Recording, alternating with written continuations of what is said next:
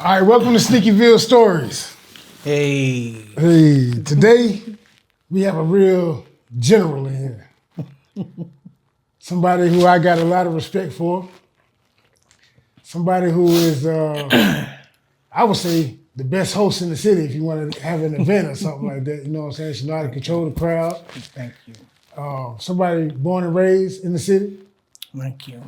And if we're talking poetry, if we're talking North Carolina representation, it's two names that you have to mention if you know anything about poetry.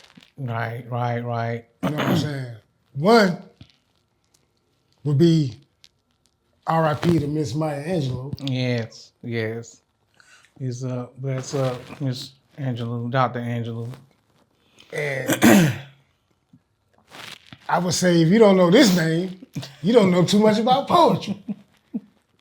Miss Eurydice White. Hey. What's up? Peace, everybody. Thank you so much for having me. Eurydice L. White, a.k.a. L. Dice Dub, a.k.a. Fortress the Menace. You know what I'm talking about? A.k.a. L. Almighty. What's up, Winston-Salem? What's up, world? How y'all doing? Yeah. Thank you for having me. Already. Thank you so much for having me. Yeah. I appreciate it. So, first question I have for you, where were you born at? I was actually born in Redwood City, California. But my mother moved my brothers and I here when I was like 2 months old. So pretty much I was born out there, but I was raised here in Trefo. So yeah. Okay. Where were you raised at? Like, Well, I was raised in two different parts of the city. The first 7 years I was raised over on Chestnut Street near BDP. 1626 Chestnut Street, Apartment A to be exact. You know what I'm saying? and then I moved to the Hole, where I went to, like, I finished elementary school over there and, was raised over there for the rest of I was a teenager and stuff. What's the Hole? The Hole is Sunflower Circle, Butterfield, Lansing Drive, Northampton, by Carver School Road, Yellow Jackets. A legendary spot. Everybody know the Hole. Yes, you from Winston, you know the Hole. You know the Hole. You know the Hole. 3 girls, junior burgers. We chilling, slogging goddamn chips and dipping in the chill wine. Drinking some chill wine, dip the chips in some salt and chill and The OGs know that. That's it. I don't know OGs know that. Yeah, they don't think they don't even got food no more. Nah, they don't. Yeah. They don't. But yeah, that's where I've been at, where I'm from. Tell me, how was your pre-teen years? Well, up till preteen, like childhood. Yeah, like, when you first started school to elementary school and in your neighborhood. What were you saying at then? Let me see. I was saying in the Hole. Okay. Elementary school. Excuse me. Yeah, I was saying in the Hole. Like I moved over there when I was 8 years old after my grandmother passed away. I went to Walkertown Elementary, then Walkertown Middle. And then I went to Carver. So I started writing when I was in the 3rd grade and performing poetry and stuff. Like I've always been performing stuff. My grandmother and my cousin, both of them RIP, always kept me in front of things. And, I was involved in church activities, church productions.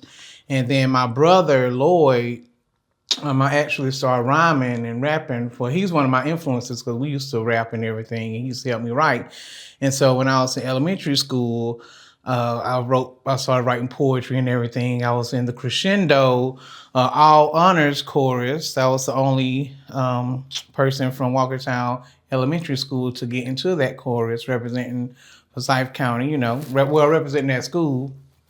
And then I got into playing the viola in the 6th grade. So from the time I was like 11. Like a violin? Yes. It's in the violin class, but it's a little bit bigger and it has a different clef note than. Who was raising you at this point? At this point, my aunt was. I was living with my aunt and my brothers. Both of my parents are deceased. So I lost my mother when I was a baby. I was like 10 months old when I lost her of breast cancer. And then my father passed away in Hawaii from stomach cancer when I was 7 years old. 7. Yes. So it was like we was coming back from my uncle's funeral, right? And then we got a phone call from my grandmother in California saying that my father passed away. And then 6 months after that, my grandmother passed away. So it was like boom, boom, boom. So it's like my world just was turned upside down. Was that extremely traumatizing? It was. Well, I don't know, because funerals have always been a constant thing in my life. My uncles. I lost majority of my maternal family before I was 7. So like all my uncles and everything was already dead, and my parents and grandfather and grandmother were already dead by the time I was 7. So then we moved in with my aunt who was working, of course. And so I went from being a spoiled brat to having to cook for myself and be responsible for doing my homework and all that stuff with my brothers. Had kids? She did. She had a daughter. She Okay. had one daughter. And that was an interesting situation because she was very impartial towards, she was partial towards her daughter and my brothers. So she would do stuff for her daughter and I do stuff for us. Mm-hmm. That's why I really turned to the arts to really help me to get through that, So that's how everything went from there. Right. And, like I said, I was involved in a lot of stuff in school, but since she was always working or she never had time, I never got to go to any of the performances. So it's like, I would prepare for the stuff, but they would always have an understudy for me because I would never get to go, So, how did you get into it? You was like self-motivated and you got... I've always been comfortable in front of people, even when I was in school. Mm-hmm. Like when it was time to read stuff, I would raise my hand, okay, I want to read, and I'd get up, I'd be like, yes, and the dog went into the I was real animated, you know what I'm saying? So it's like I've always knew that I would do something where I was in front of people. Because that's where I'm comfortable at. Now, when it comes to one-on-one time or matters of the heart, man, I fold like a cheap seat. I do. Okay. All that goes out the window. So, yeah. Did you ever make any of those performances? I made No, I remember one particular incident. We were having church back in the day, and so my aunt.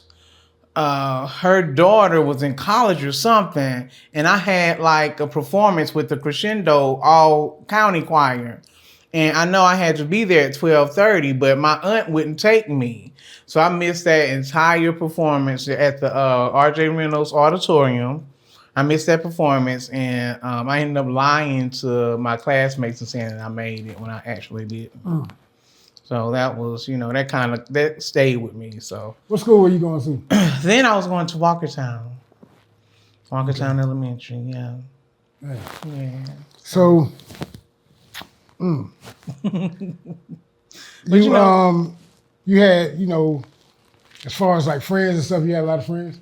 I did. I had 3 brothers growing up, so because of them. And I would say because of them, but because of them, and in addition to my own personality, I was able to make friends. So I've always been comfortable around men and boys. So I ran with my brother's friends, and I had my own, as a little girl or whatever, and in school and stuff. So there was some chicks around the neighborhood that I grew up with, and I'm still close to this day. Shout out to Trisha, Sherry, and Shanetta. Okay. You know what I'm saying, doing their own thing. Okay. And, Paula Boozer too. So yeah, we all was our little clique and everything. So yeah. There was a few more. Janae, she's like a financial advisor now. Janae Adams, so she was with us too. Janae LPA. So yeah, we all just hung around and stuff. That was in elementary. Yes, that was like my core. Y'all still friends to this day? Yes, we're still friends to this day. Okay. I see Janae on Facebook sometimes. I keep up with her on Facebook, but yeah. That's cool. It's cool though. Yeah. I'm trying to think, am I still friends with any of my elementary? That's crazy. Yeah. That's a testament to keeping it real, though. Oh, absolutely. And it's only those few. It's on like I went to high school and I still we talk to each other on Facebook, but those are the ones that I talk to consistently every day. Shanetta, Sherry, Trisha, and Renee. We talk like all the time. So we've been on each other's school babies. During this time, what was you dreaming to be? What was your plan? Like, I'm gonna grow up and I'm gonna do this. Man, I was all over the place with as far as my career, thoughts of a career. I know one time in elementary school I said I wanted to be a comedian and I wanted to be a veterinarian too, but I wasn't good at math. So I was like, but then I wanted to be the president of the United States, of course, and then I wanted to be a member of the New York Philharmonic Orchestra. So I know I wanted to be something. I wanted to do something entertainment though. So okay, yeah. Until I realized how Hollywood really is. What's your teacher tell you when you say you want to be president? I had the type of teachers who they didn't say no, you can't do that. They was always encouraging me, like, okay, they didn't say nothing to my face. They probably would have went to the teacher's lounge, like that little motherfucker said you want to be president. You made it run this country, but they never tell me, nah, you can't do that. So you remember who your favorite teacher was in elementary? In elementary, Mrs. Jones. Miss Jones is my favorite. She's not Miss Jones anymore. We still message each other on Facebook, but I forgot her married name now. Miss Jones. Okay. Yeah, she was my favorite elementary school teacher. Yes. All right. Yeah. So when you would you consider yourself a good student? I was, but I was also I disrupted the class a lot. So I guess it was a way for me wanting attention because I wasn't getting any at home. But I disrupted the class a lot. Not that I was rude or cussed out the teachers or anything like that. I was just cracking jokes, doing just crazy stuff. There was this particular incident in high school where the teacher left the class and I wrote down the lyrics "Ain't No Mountain High Enough" on the overhead projector. You remember those back in the day? The kids right now don't know nothing about that.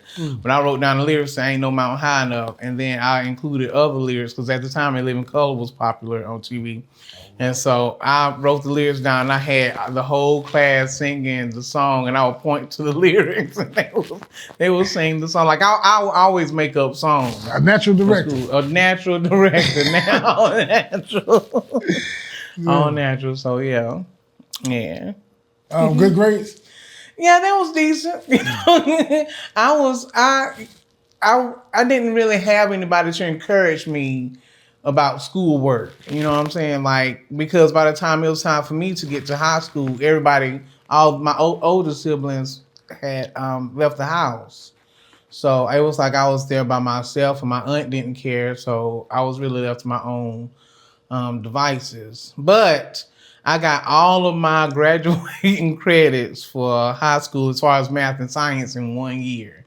My senior year was really stressful because if I had failed any class my senior year, I wouldn't have graduated. What school you go to in high school? Carver, CHS, class of 97. Jack and Pride. Jack and Pride. Well, middle school. Middle school, I went to Walkertown Middle School. So Walkertown Elementary and Walkertown Middle? Yes. Okay. Yes, the old I went to the old Walkertown Elementary and the new Walkertown Elementary when they had the ground digging ceremony and we had to carry our desks to the new school, So they wouldn't dare have kids do that now. You I know you was a good student. You ain't even getting no fights in school. I did. I wasn't a bully though. You know what I'm saying? Like I never bullied any other kids. Of course, I'll crack jokes, but I ain't never pick on somebody like, "Oh, look at your shoes. You do your mama pole," and all. I never did that. Because that's just not in my character. But I would crack some jokes on some people that crack jokes on me. So right. But actually, I did get in a couple of fights, mainly with the same girl. She's still alive today, and we Facebook friends now. You know how it is. Yeah. But our last fight, I was in the 7th grade, and that fight carried me over until I graduated high school. So didn't nobody mess with me after that fight. So yeah, yeah. Did you, now we be thugging in the tray, you know what I'm saying? Yeah, absolutely. So, did you drink anything in high school, or did you smoke any kind of weed or something like that? I didn't. I didn't smoke weed until after the night I graduated high school. I lied to my cousin and told him that I smoked.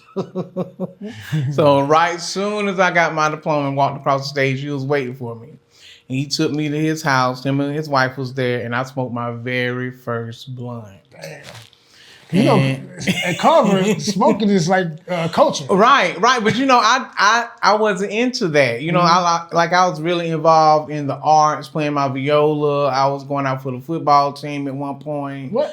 Yeah, I was going out for the football team at one point. I was in the weight room lifting weights with the dudes and stuff. You want to play football? Yeah, I was gonna play football. What you want to do? I was gonna be on the line. Okay. I was big. Well, I was big at the time. I was about this size, but I was a lot stronger and younger. So and then I did track and field too. Who was the coach back then? Oh, Coach Wilkes. Coach Wilkes was the coach? Coach Wilkes was coach, yeah. Coach too. Coach Wilkes. Oh, man. Body by Wilkie. For everybody that know what it is. Yeah. Okay, so as far as like getting clothes and stuff like that for school, as high school came, they kind of it'd be kind of peer pressure about what you're wearing and stuff like that. Was you able to have nice clothes? I had, because I was heavy, I came from a town where big women dressed with dignity and respect. I dig it though. Like they dress with dignity and respect. Yeah. So I've always dressed like older because I was big. I never wore kids' clothes. I came out of my mama weighing 12 pounds, 15 ounces. So I've never been my normal size ever. My daughter weighed 10 pounds. Yeah. So 12? Yeah, 12 pounds, straight 12 pounds. So I've always dressed, like I had to go to the teens when I was like, in elementary school. Which one of your parents was big? I don't know. My grandmother fed me well, so I ain't never lose that baby fat. Right. Never. And my aunt, we just like I've always been big, but yeah. So when you was in high school, did your poetry progress, and did you get recognized for it? No, actually in high school, I was more into chorus. I did chorus, orchestra, and stand-up comedy. That was the first time I ever did stand-up comedy in high school. And they set me up because my senior, I did comedy at the SEPA Awards. Shout out to the SEPA Awards, Carver High School. You know. I'm sure they don't have that anymore, but But the SEPA Awards, I did comedy, and the teachers loved it. They like lost their minds. So on senior day, unfortunately, one of my classmates had passed away during the school year. Shout out to Scooter, R.I.P. Scooter.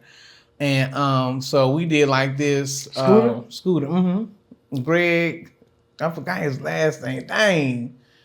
His name was Greg, but we called him Scooter. His brother's name is TJ. Okay. So we did like this memorial for him during senior day. They had his picture and video and stuff up. And then the teachers thought it would be a good idea for me to go up there afterwards to kind of like lift everybody's spirits. And at the time, I was like, okay, yeah, I can do that. Yeah. So I did it, and it worked the way they planned it. But in retrospect, I'm thinking like, damn, they set me up. I had to go up there right after. Right, to make people laugh. You talking about throwing somebody in the fire. Right. So, but at the time, I didn't think about it like that. I was like, yeah, I'm ready. Yeah, I can do it. I was that confident in myself and my comedic skills. So, yeah. So after high school, did you go to any more school after that? I did not. After high school, I started working at a daycare center, a Rocking Horse Child Care Center. In Winston? In Winston, yes, over by Baptist Hospital. And I worked there for about maybe a year. And then I went to where everybody and their mama, well, no, I'll say not everybody and their mama, but a lot of people probably work for this company, Reese Builders, being the telemarketer. Oh, for real? Yes. Okay, where's that at? I forgot. It was like off Country Club Road, I believe. Okay, Off yeah. Country Club, yeah. So, and then after that, I moved to Atlanta for about 9 months to help one of my play sisters out with her kids because she just had a newborn baby. That was what, early 20s? No, that was actually 98. That was actually 98. So that was before you And then in 99. In Atlanta, where at Atlanta, you know? Remember? No, I don't. I don't. Because I really didn't go anywhere. You know, I was like 18, 19, so, and I spent most of my time babysitting. So I was like her nanny, so to speak. So yeah, I drove a car, drove to work, took care of the kids. So I was like, I guess a black governess, so to speak. Okay. How long was you there? For about 9 months. 9 months, yeah. Okay. And then I moved back to Winston-Salem and got in some trouble, shoplifting and all that stuff. And I did a little bit of time in jail. And okay, hold up. yeah. I'm sorry. You got caught shoplifting where? I did. At Kroger Country Club. It's not there anymore. See, that's what you get at Kroger. Okay. Yeah, What you Kroger. get? Man, I was trying to live some daggone shrimp platter. So what you about to sell shrimp, or you you just wanted some shrimp to eat? I just want some shrimp to eat. I was greedy. And you didn't really want to pay for a high price Hell no, shrimp? I didn't want to pay for it. Hell no, I didn't want to pay for it. I was like, man, fuck this. It's mine. So how you get caught? I can't. Well, let's just say I wasn't good enough. What'd you do? Tell me about it. So I put it in my bag, and I didn't see the person that was watching me, and so I tried to slide on out the door, and that motherfucker slid up behind me. And I was like, "What's in your bag?" And I was like, "Damn," and I was too fat to run away. You didn't even try to fight it. You was like, I didn't try to find. I was like, "Fuck it," and then they walked me to the back, and then the police was called, and I actually went downtown. You ended up going to jail? No, what I had a warrant. Back in those, well, I didn't know anything about the law back then. I didn't know about court dates and stuff and showing up for court, so I didn't go to court. And then as I was trying to look for employment after I got back from Atlanta, they was like, oh, you got warrants, so go ahead and go and get this taken care of, then we can hire you. But little did I know that, if you go to court, but naked, you ain't go see no lawyer or whatever to go with you, they finna lock you up. Yeah. So that was my lesson in the law at 19. So how was that? When they just handcuffed you? When I went to court, I was with my cousin because we was laughing at everybody getting locked up because he said, all right, Puna. Puna is my childhood name. He said, all right, Puna, if you see them walk through that door, I mean, they getting locked up. If you see them walk back this way, they're getting free. So we was kind of sitting there laughing at the people that was getting locked up. So they called him up for me, and he ended up walking through the door getting locked up. So I was sitting there, then they called me up, and then the judge was like, how long is it going to take you to pay this money? And I was like, I don't know, about 30 days. And then he just says, and then I looked and the sheriff motioned me. I thought he was going to bring me over there to talk to, whatever. I walked through that door. They was like, put your hands behind your back. I was like, what? I'm going to jail. He was like, yeah. I said, for how long? He said, how long you tell? I said, I don't know. So I cut the corner and I saw my cousin sitting right there. He was handcuffed too. And he just busted out laughing. So yeah. I had a stint down at the county. Did you laugh with him? No. I was like, man, this is that bullshit. Because I was scared. You see all the stuff on TV about jails and all that stuff. And I was like, damn, what's going on? So essentially, You try to steal some more shrimp or something? Or they locking you up for that shrimp? They locked me up for that because I had a bench warrant. You know what I'm saying? So that's just crazy though. it is, right. It is. It was for like a $17 shrimp platter. Man.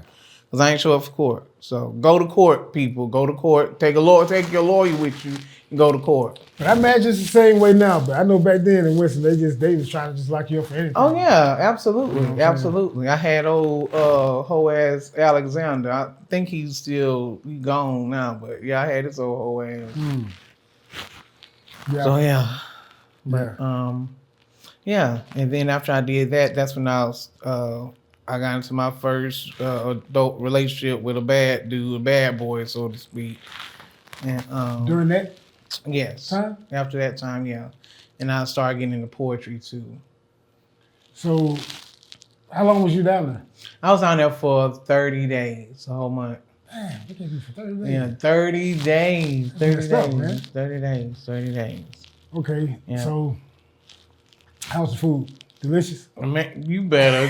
I'll throw this daggone. Man, you know. Shit was shocking, wasn't it? Man, ooh, I lost 14 pounds in 2 weeks. Man. For real. They had, about the, I don't know how you, well, anyway, the ridge bologna, the green bologna, the damn bean with the hot dog plopped in the middle of that shit, that fucking square of bread, that little block, the oatmeal that no matter what you put in that shit, it's still hella nasty. Well, Yeah. So did you meet anybody that you knew down there? Did you see anybody? I did not, but I made friends though. I was writing poems because some of the girls was waiting down there to get shipped out. Mm-hmm. So while they were waiting, I would write poetry for them to send to their loved ones or to whatever, and they would trade me commissary for the poetry. And like for hairstyles and stuff, to get my hair braided, I would write them a poem or whatever. Right. So yeah, that was my little trade I did. Yeah, so yeah, I can relate. Yeah. Yeah. So anybody stick out in your memory? That from that time, from my time down there. Yeah. It kind of helped you, guided you through that little. And you know what? It was, but it's been so long ago. You know what I'm saying? Like, I forgot her name. But this one lady that really, really looked out for me. I'm sure they done their time. They're out by now. Right. But yeah, I mean, all the ladies in there, we were just helpful to each other.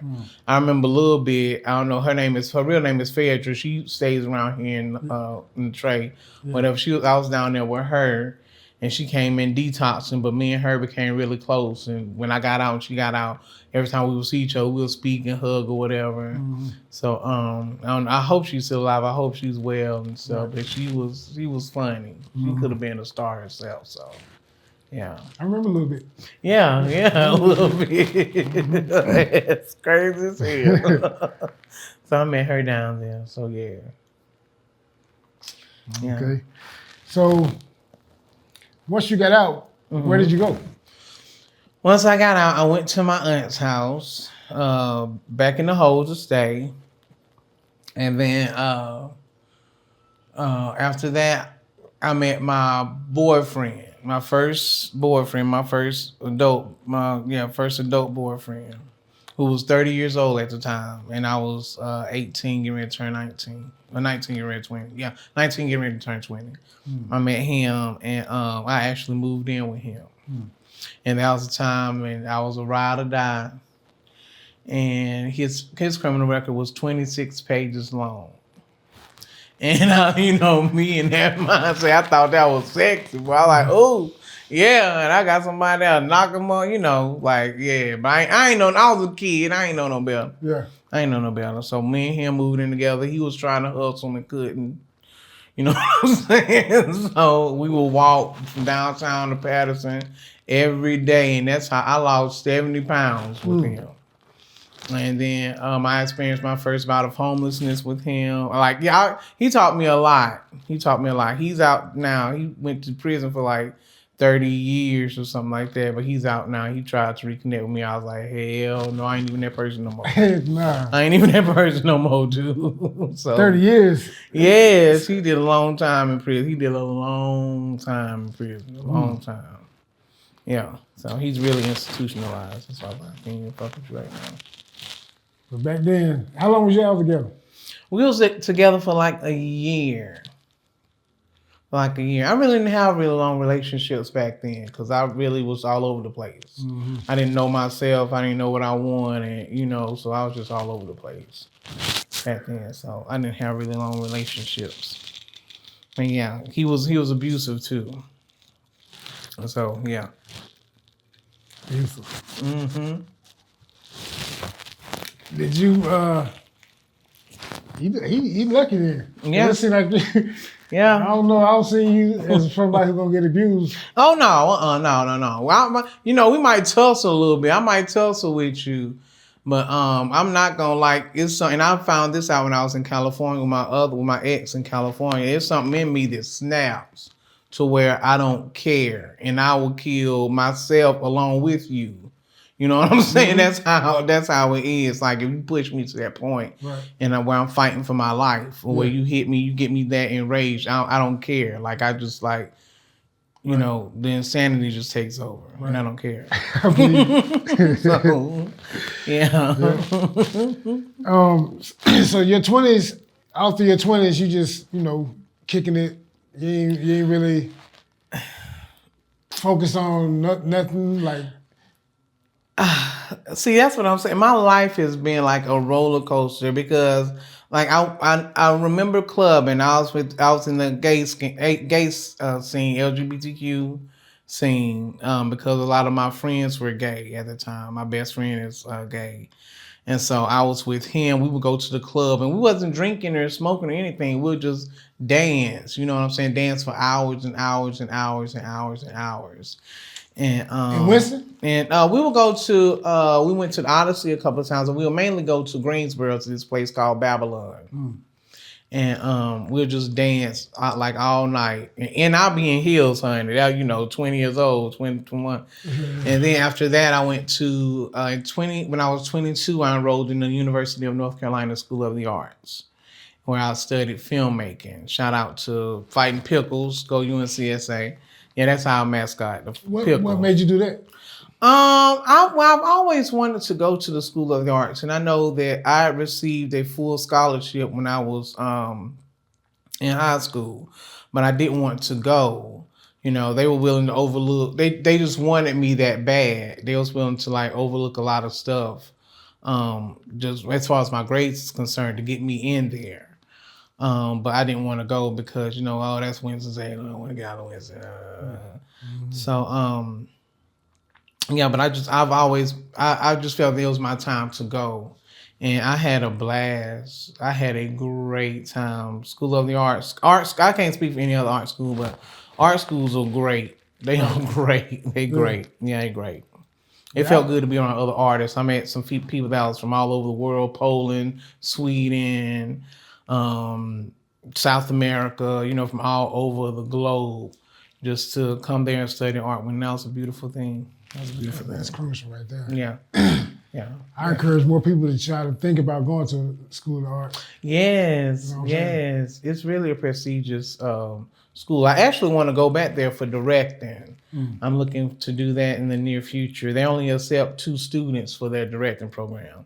So I might explore doing that next year. That might be on my, if the Most High wills it, that might be on my radar to do that.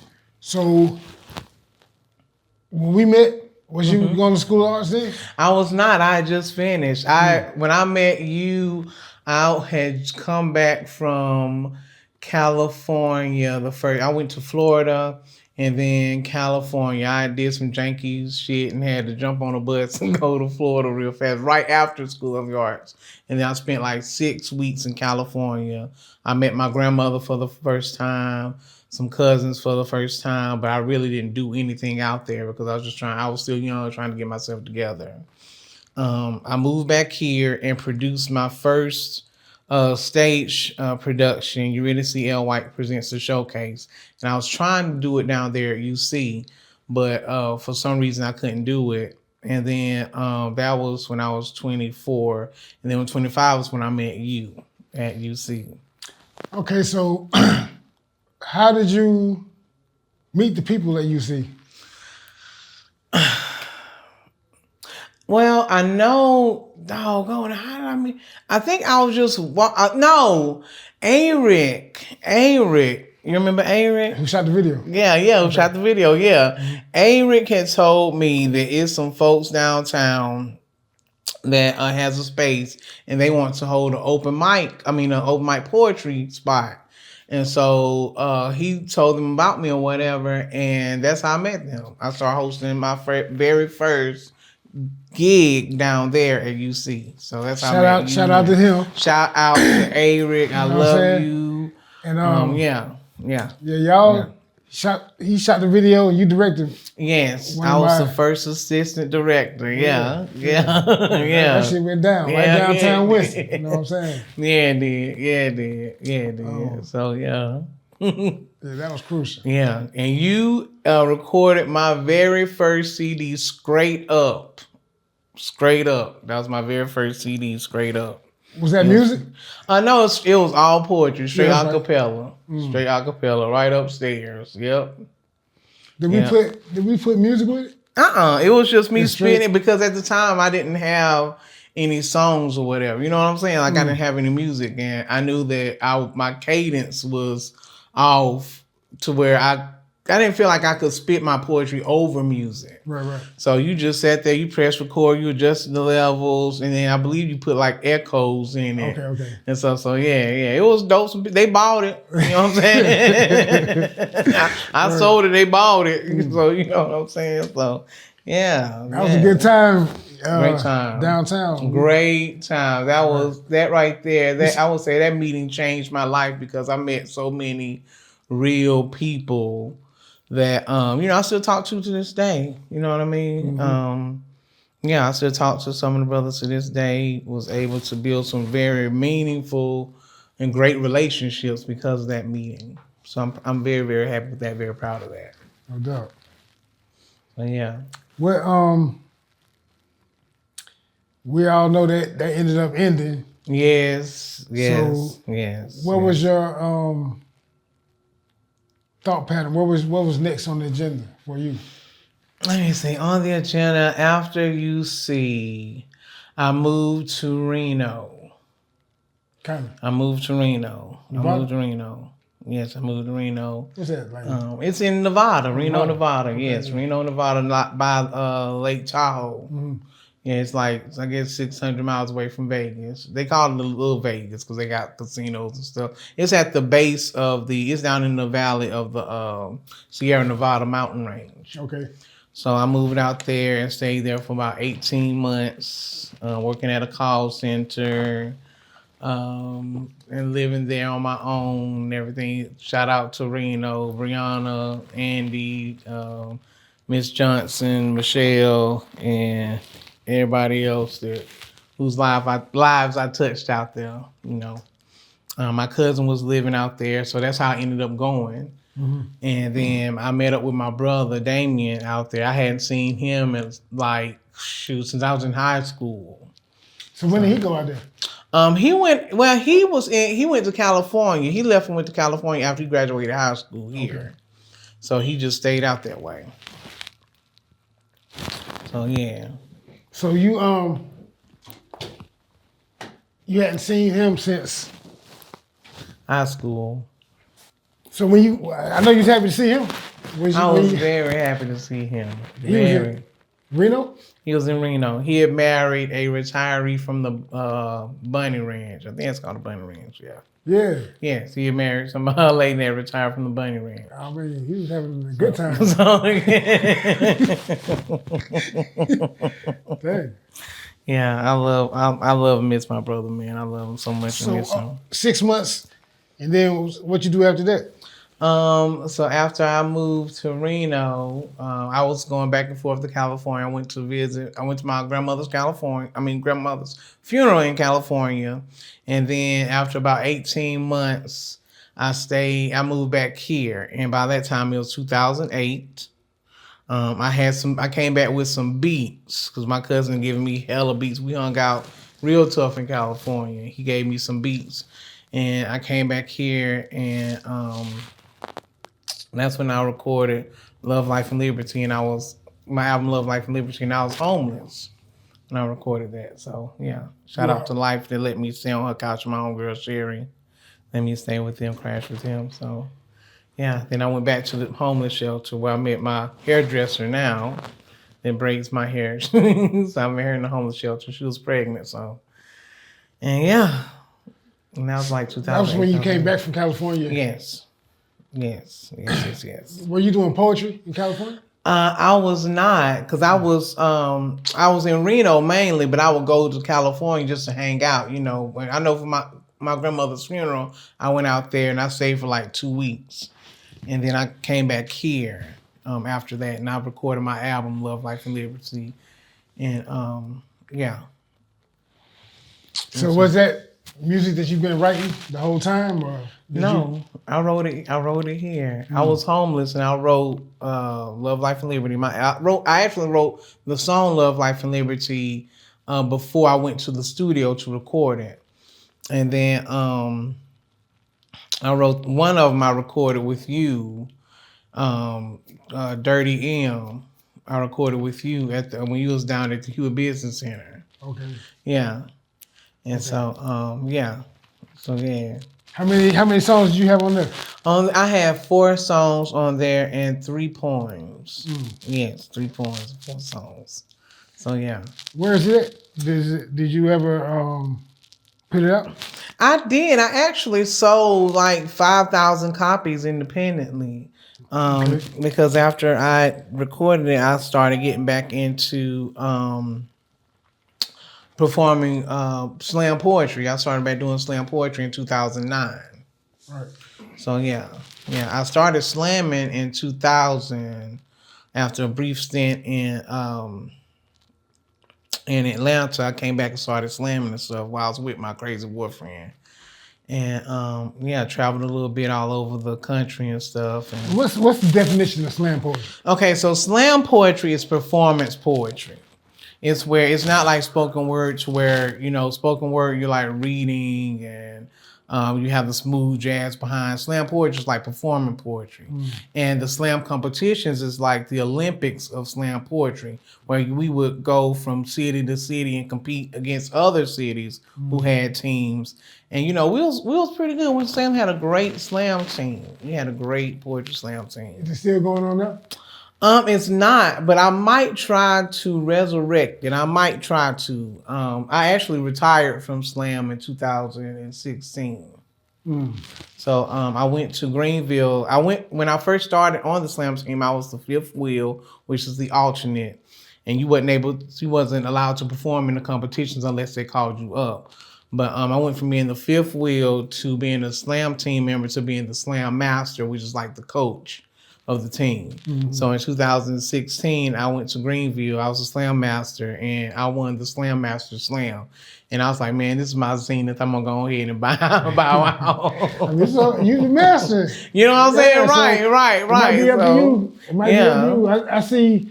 I think I see an opening for it though. Yeah. But that's the thing. The poetry community here has changed so much. It's really it's not as vibrant as it used to be. And it's a really sad thing. I would like to resurrect it and keep it going and stuff, but it takes so much work because social media and technology has robbed us of our attention. Folks' attention span ain't like that no more. Right. So yeah, I would love to start it again, but I don't know. I have to see about that. Right. I have to talk to the guide me, oh great Jehovah. No doubt. Okay. So did you ever put your music out as far as not physical, but so the world can hear? I have not. I performed a couple of the songs at the open mic, and someone put a bug in my ear and said I should re-record it and re-release it to the streaming platforms, which I'm gonna have to get with you, and we'll talk about that. So that's what I'm getting to. That's what I'm getting to. Oh yeah, absolutely. So yeah, I know if you banging out 5,000 physical, it's gonna go up. Yeah. And I ain't talking about Spotify and nothing like that. I'm talking about a straight to consumer campaign where it's on your own site. Right. And the people all over all over the world can come to your site and buy it from you. Yeah, that's what. You know what I'm saying? See, that's what I'm trying to get to your status, bro. I'm trying to get to your. I'm trying to get to your status. You know what I'm saying? That's what I'm trying to get to. That's my goal. You feel me? Straight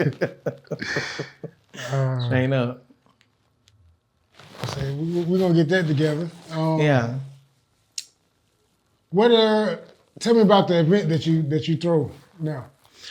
Sure. I host I host various events and everything. But I host consistently I host open mic at Chad's Shot Tea House, where we have performers from Winston-Salem to come over and perform.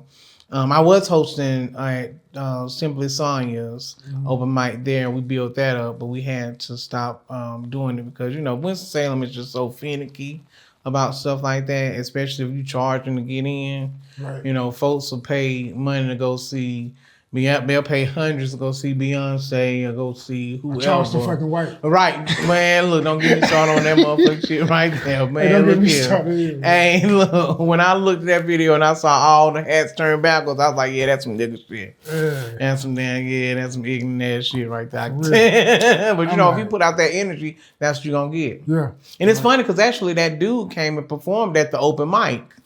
In the Shaw Pray. Yeah, he performed at the open mic, and we was able to accommodate him because we had a mic that bent sideways, so he was able to sit in this chair and actually perform his song in the open mic. So third Saturdays every month, 617 North Liberty Street, downtown Winston. That's where I'm at. But yeah, it's cool. It's good vibes, you know. And actually, we have a couple of fundraisers coming up this month.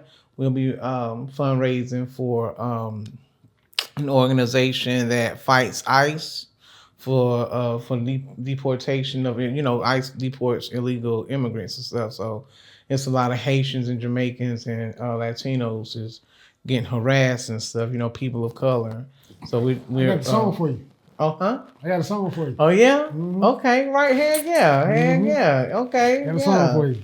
Yeah. And I was thinking I made it.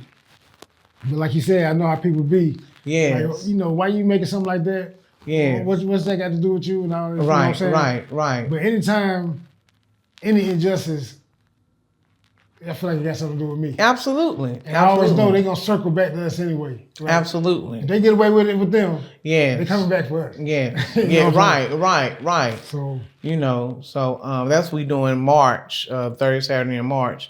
And then in June, for Juneteenth, even though I don't celebrate Juneteenth,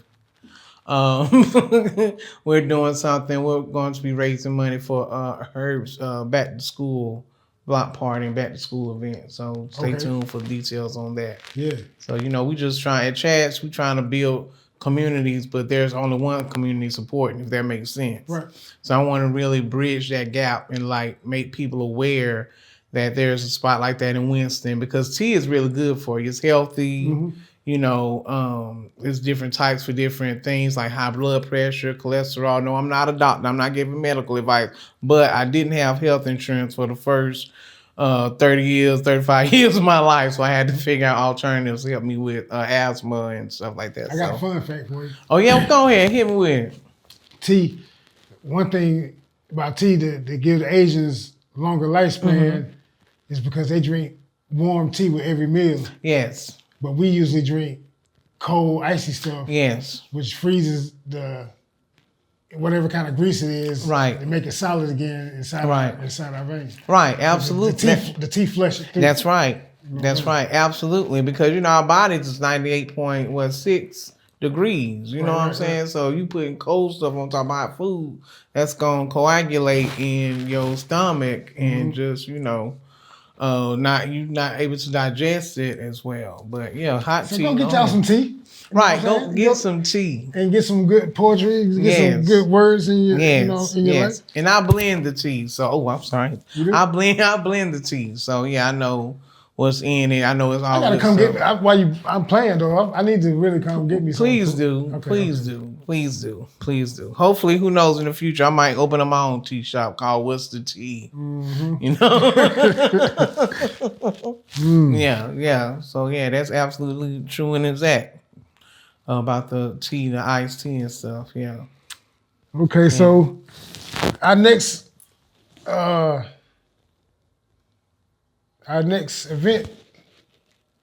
of course, I'll be asking you to host it. You know what I'm saying? Of course. Absolutely. So we're gonna Absolutely. redo some of this music. Yes. Because I love being in front of people. I love the events that you throw. It's positive. You know, don't no drama be jumping off. Of course, it's haters everywhere, but you know they're gonna be where they at. You know, some haters just come just to signify to see what's going on with you. You know, but it's events are great. Shout out to Toasted downtown, the OUC. Shout out to them for allowing us to have that space to present real hip hop to the people. And shout out to you, Beehive, for putting that online so that the world can see what it is that we got going on in Winston. You know, No doubt. because people when you hear Winston, they always compare us to like Mayberry and shit. Then we country, goddamn. Act like we can't do an event. You know what I'm somebody saying? getting their head knocked off. Right. It's the energy you put out. Absolutely. You put out real good energy. That's what you're gonna get. You know, real recognize real. No doubt. You know, the negative folks attract to negative things. You know, and your tribe is gonna recognize and see who you are and want to be around you. So that's always a beautiful thing. And I'm grateful for, even though I've had what you call a difficult life, I don't allow that to influence my countenance or my attitude. You know, because even though you say that in school, your attitude accepts your attitude determines your altitude, and that's true. You know, I could be rotten individual. Now, don't get me wrong. There's some people that met me back in my day that were like, "Oh, that's the damn devil right there," which you know, right. As my homeboy Jimmy said, I'm only rude if you make me that. Right. You know what I mean? Right. So, I mean, you know, that's a defense mechanism. Yeah, absolutely. We just use it when we need to. Absolutely. If we act like that means you're fucked up. Absolutely. And I'm not a Christian, but I do believe in some of the tenets of some of the adages that Brother Jesus said, Yahshua said. He said, if somebody offends you, turn the other cheek, and that's what I do. So instead of kissing the right side of my ass, you can kiss the left side too, motherfucker. Yeah. I got Yes. All right. So, as y'all can see, we have a great one in here today. Oh man, I'm honored. And I want to surprise you with one question. What's happening? Would you do a poem for the people? Of course I will. Of course I will. And I wanted y'all to know this completely off guard. You know what I'm saying? Yeah. The great people, the champions really be ready at all times. Absolutely. So I'm gonna just hit them with something short, you know what I'm saying? If that's all right. Okay, so this is actually a poem that I wrote in Reno when I was working at a little hoe-ass job. I mean, it wasn't you know, anytime you're working for an executive company. Right. Or conglomerate, or a corporation, you know, they don't care about the employees. They only care about the number. So I wrote this poem while I was at my cubicle waiting on a phone call for somebody to answer the phone. I'm stuck at a job with snobs who eat and laugh in offices all day, not caring about what I have to say. I want to be black about it and go all out and kick and scream and fight and shout, but that'll only get me fired. And since it's hard to get hired at some other plantation, I'll keep spitting this poem to relieve my frustration, and my patience is running thin because it's supposed to be some big time corporation. But it's nothing more than some half-run telephone station where the bosses take vacations and leave offices vacant. The suggestion box is a hoax, just a step above a faking. Meanwhile, I'm quiet and take this corporate abuse and use this time to wake my muse and tell her I'm upset. I want to grab my shit and jet, but she calmed me down like always. And I continue to stay because fuck it. I need my job. Thank you. Yeah, thank you. Eurydice White. Yay. Thanks, everybody. Thank you. Thank you. I'm honored. Peace. Peace. Yeah.